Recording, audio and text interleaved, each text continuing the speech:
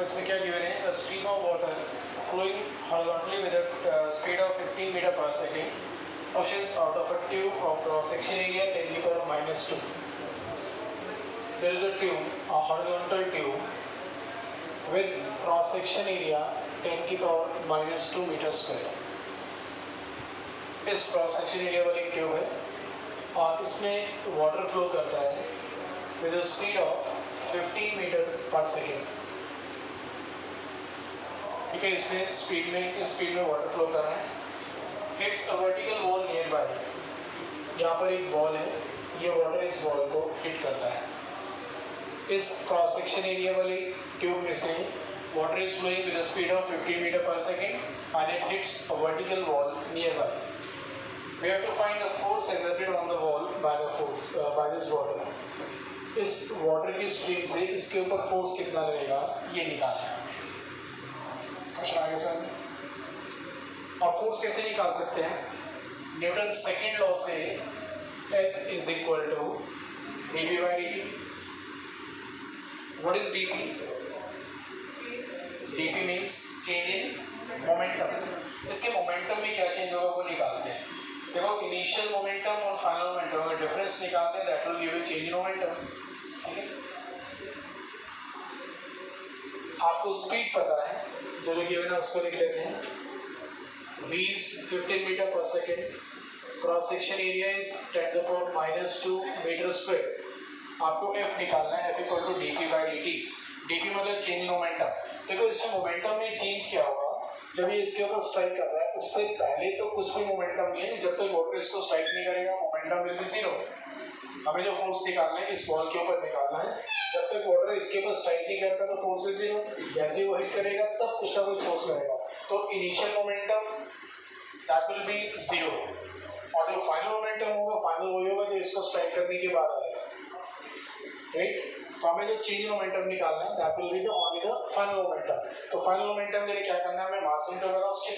अब इसका मास कैसे निकलेगा? वेलोसिटी तो आपको ले रखी है. जो आपको मोमेंटम निकालना है that will be only the final momentum. F equal to dp by dt, that is change in momentum upon time. और चेंज इन मोमेंटम कौन सा हो जाएगा? That will be only the final momentum. तो आपको final momentum निकालना है mass into velocity upon time. देख करके जरा थोड़ा सा सोचो, थोड़ा सा कैसे कर सकते हैं.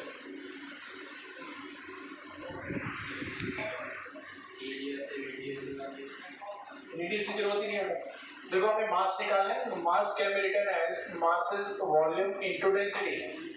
और density of water is 10 to the power 3 kg पर मीटर क्यूब. ये आपको स्टैंडर्ड वैल्यू गिवन नहीं होती क्वेश्चन में, आपको ध्यान रखनी है. और वॉल्यूम कैसे निकलेगी? वॉल्यूम ऑफ सिलेंडर क्या होता है? Volume of cylinder is A into H. Pi r square H करते हैं. Pi r square is area into height. अब इसमें हाइट कौन सी लेंगे? हम इसमें करते हैं volume of liquid flowing per second. Volume of liquid flowing per second कितना हो जाएगा? देखो आपको जो स्पीड दे रखी थी 15 metre per second. 15 metre per second मतलब एक सेकेंड में 15 मीटर लिक्विड फ्लो कर रहे हैं. इस स्पीड का मतलब क्या होगा कि एक सेकेंड में 15 मीटर लिक्विड फ्लो करेगा. तो एक सेकेंड में सपोज दिस इज 15 मीटर, तो एक सेकेंड में लिक्विड ये 15 मीटर का डिस्टेंस कवर करेगा. ठीक है, तो हम एक सेकेंड की वॉल्यूम निकालते हैं इसमें, क्योंकि we have to find momentum upon time. तो टाइम ऑफ 1 सेकेंड ले लेते हैं, तो हम इसमें वॉल्यूम क्या लेंगे? Volume is area into height. Height कौन सी लेंगे? एक सेकेंड वाली हाइट. तो हम निकालते हैं volume of water flowing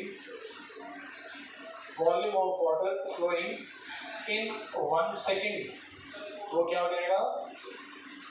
volume of water flowing in 1 second. Volume is area into velocity.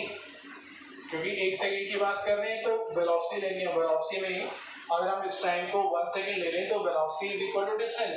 Area into height होता है वैसे, लेकिन हम एक सेकेंड की बात कर रहे हैं तो it will become area into velocity.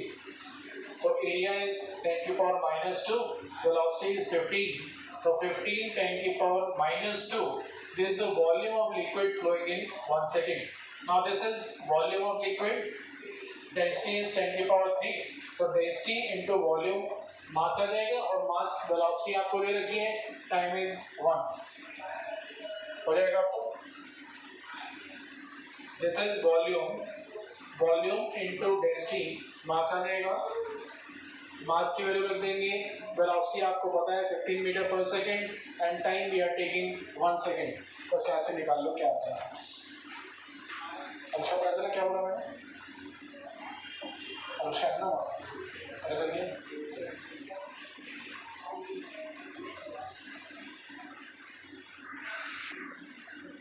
सारी वैल्यूज रखने के बाद आंसर आएगा 2250 मीटर। देखो क्वेश्चन में क्या गिवन है हमें,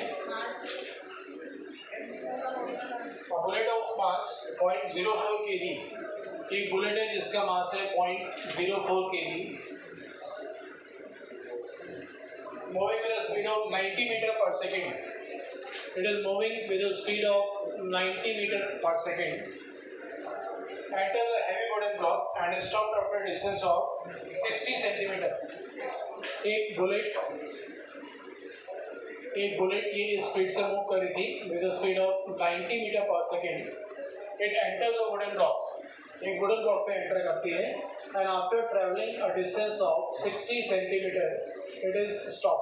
ये बुलेट यहाँ पे आके रुक गई, ये वुडन ब्लॉक पे एंटर करती है, after covering distance of 60 centimetre it comes to rest, यहाँ पे आके रुक जाती है। आपको निकालना है average resistive force exerted by the block on the bullet, bullet ने उसको रोकने के लिए कितना रेजिस्टिव फोर्स लगाया। रेजिस्टिव मतलब इसका रेजिस्टेंस मतलब ऑपोजिशन आ रहा है, क्योंकि ये बुलेट आगे मूव कर रही थी लेकिन इस ब्लॉक ने इसको 60 सेंटीमीटर के बाद आगे मूव नहीं होने दिया, तो उससे कुछ रेजिस्टेंस ऑफर करा, कोई रेजिस्टिव फोर्स लगाया, वो निकालना है। अब देखो यहाँ पर जो वेलोसिटी गिवन थी that was the initial velocity, initially the bullet was moving with a speed of 90 metre per second and then it comes to rest, तो यहाँ पर तो ये यहाँ पे रुक गया, तो फाइनल वेलोसिटी इज 0, तो u ये पहले वाला है and v is 0, final velocity is 0। आपको फोर्स निकालना है, फोर्स के लिए हमें क्या पता है, Newton second law, F is equal to m, M तो गिवन है आपको, m mass of the bullet is 0.04 kg, m पता है, a निकालना है, कैसे निकलेगा ये?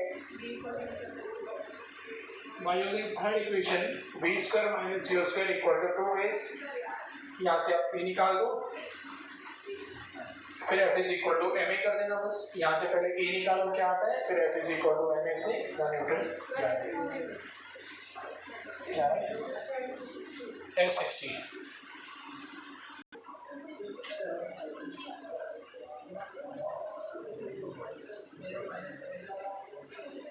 S is 60 सेंटीमीटर यानी 0.6 मीटर, S की वैल्यू पता है, V पता है, U पता है, ये वैल्यूज रख के A आएगा -6750 मीटर पर सेकेंड स्क्वायर। देखो माइनस तो इसलिए है क्योंकि वेलोसिटी पहले ज़्यादा थी, बाद में 0 हो गई, रिटार्डेशन हो रहा है इसमें, तो रिटार्डेशन मतलब नेगेटिव एक्सेलरेशन, फिर आपको ऐसे रेस्टोरिंग रेजिस्टिव फोर्स बोला था, इसमें resistive force is always negative force, तो F is equal to m into a कर देना है, m आपको पता है 0.04 kg और ये आपने निकाल दिया -6750, तो it comes out to be -270 newton. हमने जो principle of conservation of linear momentum, conservation of linear momentum,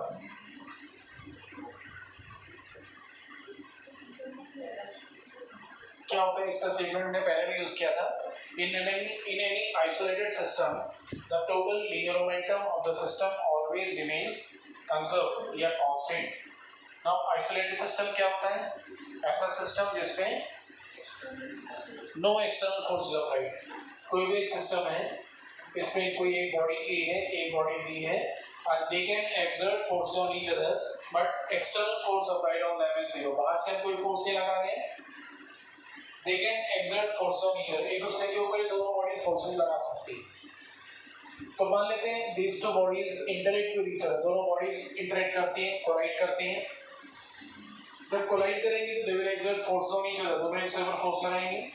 Suppose FAB, this is force on A,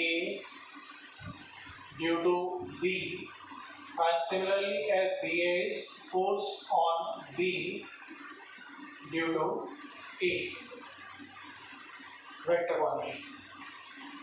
When the two bodies will collide, they will also change the velocity of the two objects. दोनों की velocity change हो जाएगी, velocity change होगी मतलब दोनों के momentum भी change हो जाएंगे. तो ऐसा करते हैं PA and PB, these are the initial momenta of the two objects. दोनों के initial momentums हैं PA और PB, मतलब A वाली बॉडी का PA है, B बॉडी का PB है. और आफ्टर कोलिजन मान लेते हैं इनके मोमेंटम्स हैं PA dash and PB dash. Finally the momentum PA dash and PB dash. And the collision is for very small time interval, say dt. दोनों बॉडीज एक आइसोलेटेड सिस्टम में है, दोनों बॉडीज एक दूसरे के ऊपर फोर्स लगा सकती हैं, but external force applied on them is zero. जब ये दोनों टकराती हैं, let them collide for very small time interval dt. They exert forces FAB and FBA on each other. PA and PB, these are the initial momenta, means before the collision of the two bodies, momentum है PA PB, and after collision, final momentums are PA dash and PB dash. Now according to Newton's third law से हमें क्या पता है, FAB is equal to minus of FB, पता है. इससे दोनों साइड हम dt से मल्टीप्लाई कर देते हैं और FAB into dt is equal to minus FBA into dt. Right. Now from Newton second law, third law में हमने ये यूज कर लिया, FAB is minus of FBA. अब यहाँ पर फोर्स इंटू टाइम आ रहा है. न्यूटन सेकंड लॉ से फोर्स इंटू टाइम क्या हो जाता है? न्यूटन सेकंड लॉ क्या बोलता है? Newton second law is F equal to dp by dt. तो अगर हम फोर्स इनटू टाइम करेंगे तो that will give us dp, that is change in momentum. तो force into time, this is change in momentum. तो ये क्या हो गया? This is change in momentum of body A. ये AB है ना, A के ऊपर फोर्स लग रहा है, force on A due to B. तो this is change in momentum of A is equal to minus of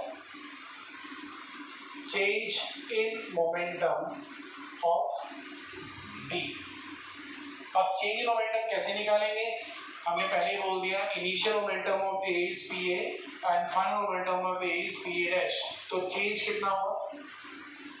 Change is always final minus initial. तो change in momentum of A क्या बन जाएगा?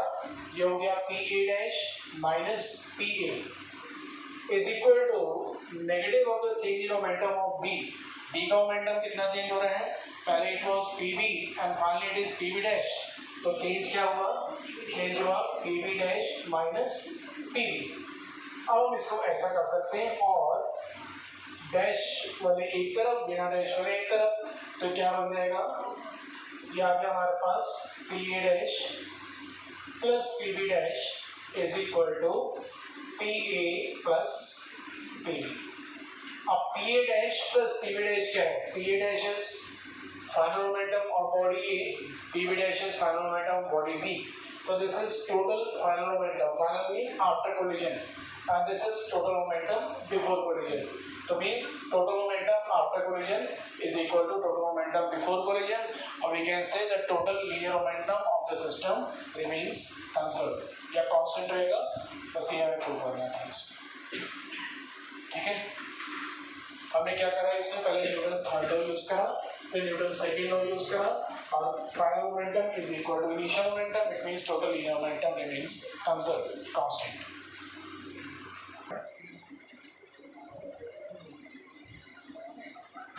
इसकी इंपॉर्टेंट एप्लीकेशन है recoiling of a gun.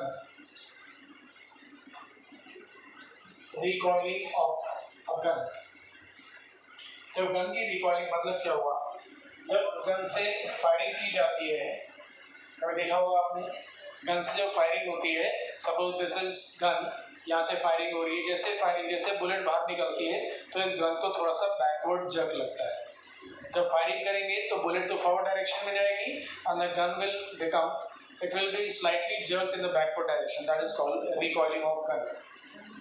अब इसमें वो क्यों होता है recoiling? Suppose there is a gun, यहाँ से एक बुलेट ऐसे बाहर आती है, ये बुलेट बाहर आ रही है, बुलेट का मास सपोज m1, वेलोसिटी से v1 and the gun is of say mass m2, इसकी recoil velocity is say v2। देखो रिकॉइलिंग क्यों होती है? It is in accordance with law of conservation of linear momentum. ये से मोमेंटम डिस्कस एक्सप्लेन करेंगे इसको। जब ये बुलेट इस गन के अंदर है, जब तक बुलेट गन के अंदर है तो दोनों की वेलोसिटी कितनी है? 0। गन भी रेस्ट पर है, बुलेट भी रेस्ट पर है, total momentum of the system is 0। जैसे हम फायरिंग करते हैं तो फायरिंग करने पे क्या होगा? Bullet comes in the forward direction, तो बुलेट में कुछ फॉरवर्ड मोमेंटम आए। अब क्योंकि इनिशियली इट वाज 0 तो फाइनली भी मोमेंटम 0 होना चाहिए। कंजर्वेशन ऑफ मोमेंटम ये बोलता है कि for an isolated system the total linear momentum should remain conserve, it should remain constant, there should be no change. तो जो मास हमने बोला, mass of bullet m1,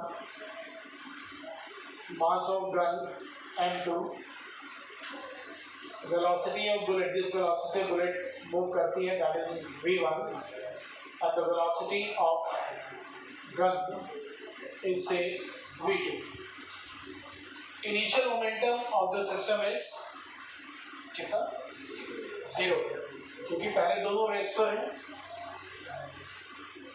bullet और गन दोनों रेस्ट पर हैं, तो initial momentum of the system बोले तो सिस्टम मींस यहाँ पर gun plus bullet, initial momentum is 0 और फाइनल मोमेंटम क्या हो जाएगा?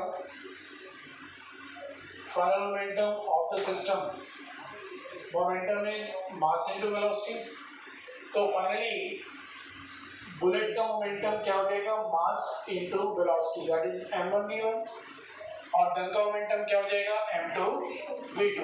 तो टोटल क्या बना? टोटल हो गया m1 v1 plus m2 v2।